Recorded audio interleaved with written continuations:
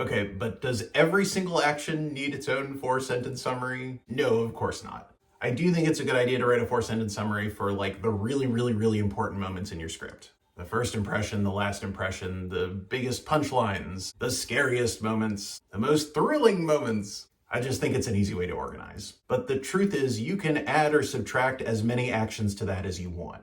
If you've got a big cast, then chances are whatever happens at the climax of the story, at the biggest, most spectacular point at the end of the story, you're going to want to check in with everybody in the cast and see what their reaction is. One action can lead to 57 different reactions. And if we think of the big action in the climax of the story, then technically every moment that came before it was a pre-action.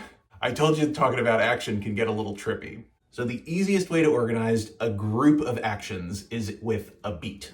An action is the smallest unit of a plot, and a beat is the second smallest. A group of actions who are united by one conflict, they turn into a beat. And once you have a group of beats, you have a scene. And once you have a group of scenes, you have a chapter or a sequence, as we say in script writing. Once you have a collection of sequences, then you have an act. And once you got 3 acts, you got yourself an overall story.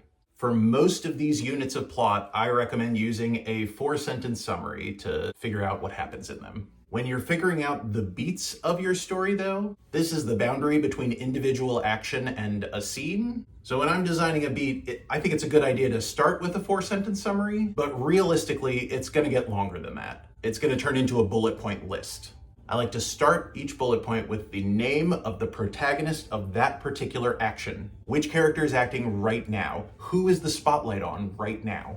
So I start with the protagonist of the moment, and then I follow it up with the verb that they're performing. And then I can add some contextualizing information after if I need to. The protagonist of the moment, the verb that they're performing, any other information, and then that leads to the next bullet point, in which the protagonist of the moment performs the verb and any other information I might need, which leads to the next bullet point. It's a blow-by-blow way to plan out your story, one moment at a time. I know a lot of writers who, when they're planning out the beats of a story, will also just start writing dialogue because you're so keyed into the moment of what's happening in the story that you kind of might as well just start writing. And if you feel like doing that in the assignment, then that's totally okay. But I do think you should practice with this bullet point system because I think it's a helpful way to think about it.